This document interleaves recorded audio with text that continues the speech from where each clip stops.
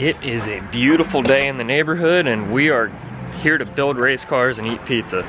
What's up, friends? Welcome back to Horsepower and Pizza. My name is Bailey. Last week's video, we made the 435 full bolt one. I still need to change the oil. I didn't get to start it and let it run and let you guys hear it because I broke one of the V-band clamp. I now have that, so I will start it and let it run, but I haven't done an N55 oil change video yet, so that's what's on the docket for today. I got a 5-quart jug of Castrol Edge 5W30, full synthetic. I got an extra quart because a full oil change does require 5.7 quarts, so you will need that 6th quart. Got an STP filter because it's what we had locally. Shouldn't much matter. I know you guys like to act like children in my comments section sometimes, but it's an oil filter.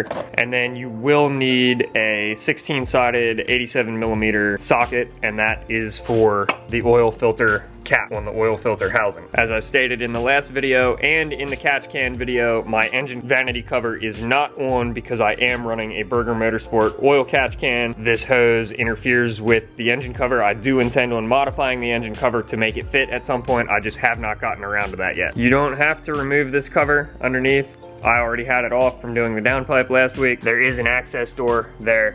Don't mind that, it is dirty. But if you do remove that, it's a bunch of 8mm head screws. You're gonna need a drain pan. I'm sure they make different oil filter sockets, but this one has a 1/2-inch square for a 1/2-inch ratchet.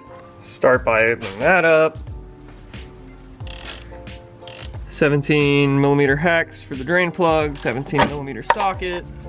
And then just let it drain. You can help that by opening the oil cap on the top. Like anything else, that will promote airflow down through. Now that I opened the cap up top, we have a bit healthier of a stream underneath. While that's draining, I'm going to do an added step that not everybody's going to have, but I'm going to pull my oil catch can off of there and empty that. That's an aftermarket part from Berger Motorsports. Not everybody's gonna have that. I highly recommend one. And that is all the junk that it has caught since the last oil change. I would highly recommend investing in one of these. It wasn't that much money. It didn't take a whole lot to put it on, and it may save you down the road. I'll wipe that out before I put it back in. It's kind of nasty inside there, but it's doing its job. You get the filter. It's not always just the filter. You also get the housing, O-rings, and a crush washer. I've already had them come with a new drain plug. Depends on what you get. If you order like a higher end filter online, this was what I had available locally. So I'm just gonna use the same drain plug with a new crush washer on it. So I'm starting off by putting the fresh crush washer on the drain plug. I'm gonna put the drain plug back in the car. I emptied the catch can and reassembled all of that. You need to be careful with this PCV hose as well as these coolant lines, because while they are plastic, they are kind of rigid, and these fittings and the bends are known to break pretty easily. So just be careful with those. I'm now going to pull the filter out of there, change the O-rings on the housing. So I loosen that up, pull the whole thing. That filter is pretty well trashed. Pull that out of there, let that drain on that. Dump that out. So now I just take a pick and get under the old O-rings, pull those off. Then there's the smaller one up top here. Sometimes that one's kind of a pain to get off. Put a little bit of oil on the new ones, just with my finger. Doesn't matter, can be new oil, can be used oil. It's just a little bit of oil. And then you just kind of gotta get it down beneath the threads into its proper groove. It should seat just like that. And then the smaller one just goes up top. Stretch it around the small cone part. It helps to seat it on one side and then just kind of roll it around. So those are both on now. And I'll take the new filter, stick it down on the housing until it snaps in there.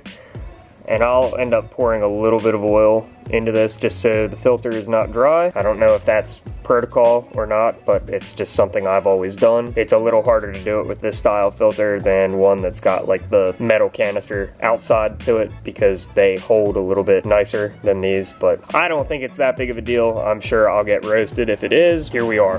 And when I say a little bit of oil, I literally mean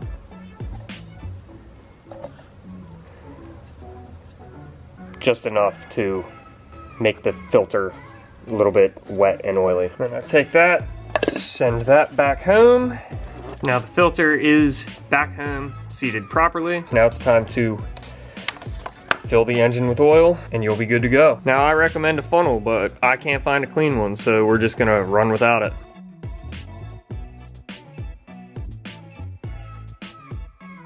Then after I've put in the 5 quarts, I take the 1 quart that I opened to dump a little bit into the filter.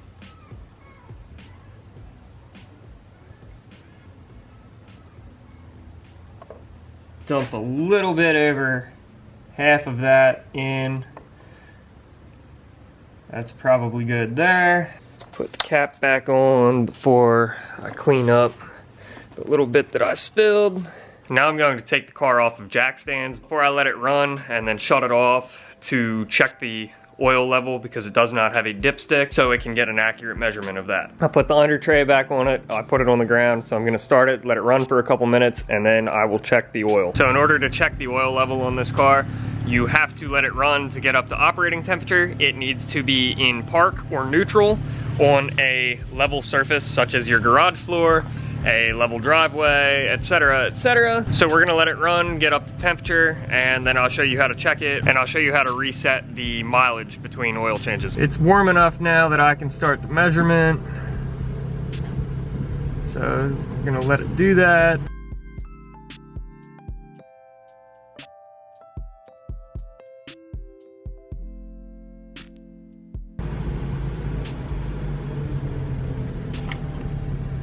And it is at the right level right there, as you can see here on the right. So to reset the service interval on the oil change, the car is off, you leave your foot off the brake, just press the ignition button 1 time.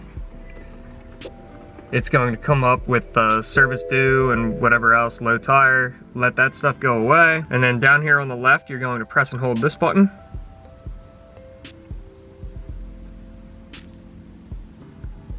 You can cycle through everything else on here, and once you get to the one that you want to cycle, reset possible, you press and hold, reset, release, press and hold,